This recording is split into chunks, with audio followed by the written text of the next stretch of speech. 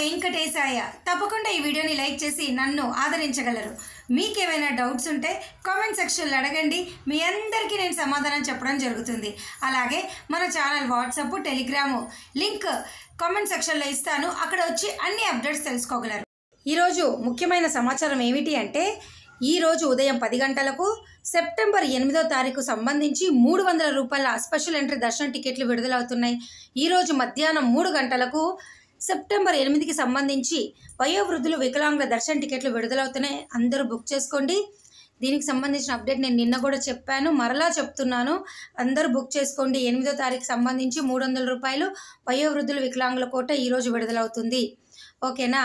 ఇక ఈరోజు first point, September 7 నుండి 13 వరకు అనగా ఈ 7 రోజుల పాటు అలిపిరి గోశాల వద్ద శ్రీనివాస దివ్యానుగ్రహ విశేష హోమము టికెట్లు అనేవి ఆన్లైన్లో విడుదల చెయ్యము అని వారు మనకు ఒక ప్రెస్ రిలీజ్ ద్వారా చెప్పడం జరిగింది.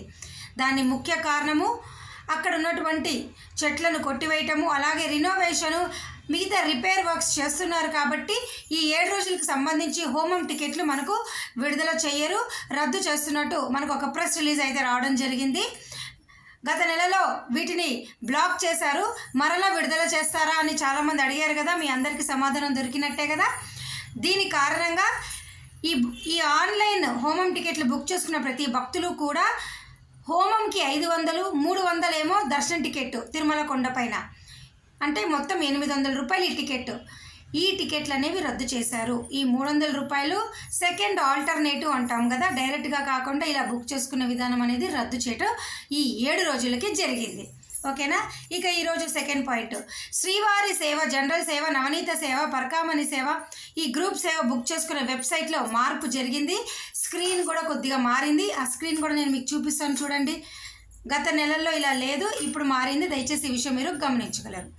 ఇక మూడో పాయింట్ ఏమిటి అంటే, సర్వదర్శనం టోకెన్లు మిగిలిపోతున్నాయి.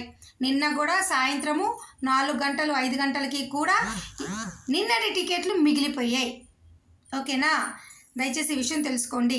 అలాగే ఈ రోజుకి సంబంధించి నిన్న సాయంత్రం 5 గంటలకు 21,000 ఉచిత సర్వదర్శనం టోకెళ్ళు, 3,000 శ్రీవారి నడక మార్గం టోకెళ్ళు, తిరుపతిలోని విష్ణు నివాసము, శ్రీనివాసం, భూదేవి కాంప్లెక్స్లో సర్వదర్శనం టోకెళ్ళు విడుదల చేశారు.